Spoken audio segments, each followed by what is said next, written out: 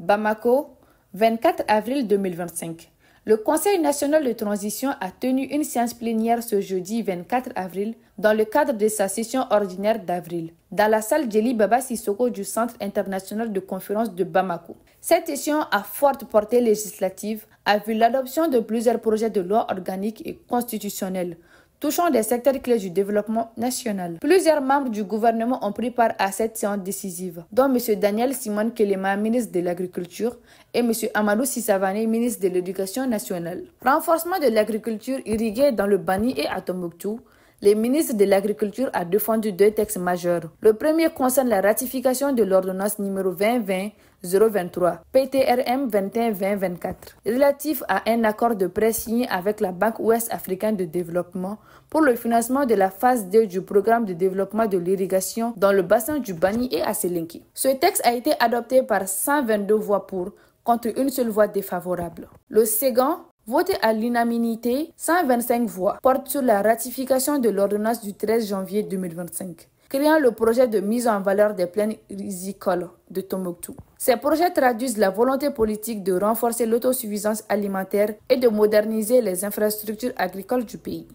Le premier projet de loi portait sur la création de la caisse de dépôt et de conciliation qui va permettre au gouvernement de collecter des ressources longues pour le financement de l'économie en matière de couverture du déficit budgétaire, mais aussi pour le financement de projets structurants, ainsi que le financement des infrastructures de base pour le développement économique durable, participatif et inclusif de notre pays. Et le deuxième projet de loi, c'était l'adoption d'une loi par rapport à la ratification d'une ordonnance relative à l'appui budgétaire de 50 millions de dollars que le Qatar a bien voulu accorder au gouvernement du Mali, à travers 45 millions de dollars de prêts et 5 millions de dollars de dons.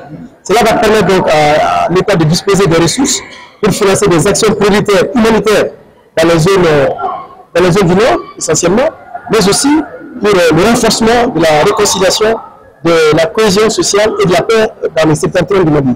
Et enfin, ça va permettre aussi au gouvernement d'engager des programmes de reconstruction des infrastructures dans les différentes zones qui ont connu des crises sécuritaires depuis 2012. Langue nationale, une loi organique historique adoptée. Le ministre de l'économie nationale, M. Amadou Sissavane, a présenté un texte crucial sur la politique linguistique nationale, en application de l'article 31 de la Constitution du 22 juillet 2023. Celui-ci reconnaît les 13 langues nationales comme langue officielle du Mali, tout en conservant le français comme langue de travail. Ces langues comprennent notamment le Bamanankan, le Fulfulde, le Tamashek, le Soraï, le Manikaka. Après des débats nourris, cette loi organique a été adoptée par 122 votants avec une seule abstention, marquant un pas important vers la valorisation des langues nationales et l'affirmation de l'identité culturelle malienne. Nos langues nationales sont devenues les langues officielles du Mali. Le français est la langue de travail. Tout le français, on ne l'élimine pas, non. Il est là, il sera encore là. Mais son statut, il est précisé dans un texte de loi. Le statut de nos langues nationales est également clairement fixé. Ce texte est un texte extrêmement important parce que les langues nationales impriment l'identité d'une nation ou d'un pays. Il s'est trouvé que la commission de loi qui a été saisie de ce texte, qui est très sensible, et tout le monde se rappelle des débats autour du projet de constitution, du projet de constitution, et pour arriver à ce résultat aujourd'hui, ce n'est pas donné.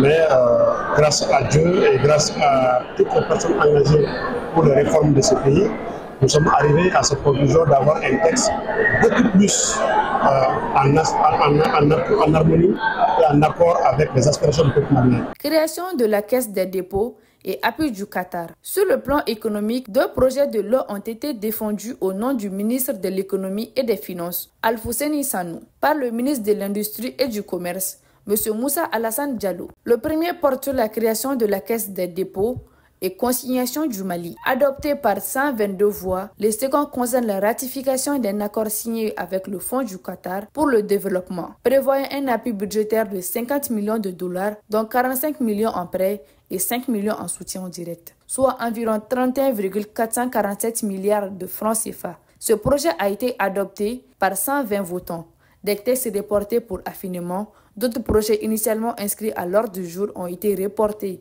à une prochaine séance pour des besoins de finalisation. Nous venons d'adopter deux importants projets de loi pour la vie de la nation.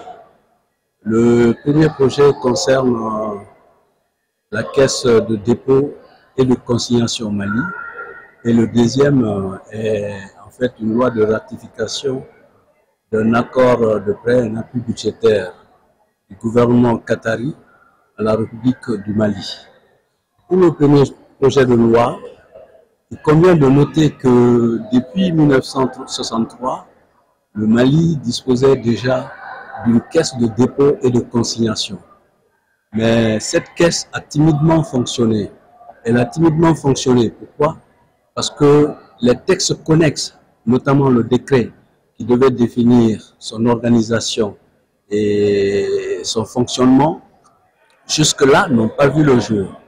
Et le deuxième point, il convient de noter aussi que des structures disparates de l'administration se chargent aussi de consignation et de dépôt. Cette session plénière confirme la dynamique de réforme et d'engagement législatif du Conseil national de transition en faveur des priorités nationales. Agriculture, éducation, gouvernance économique, politique linguistique, autant de chantiers structurants pour le présent et l'avenir du Mali.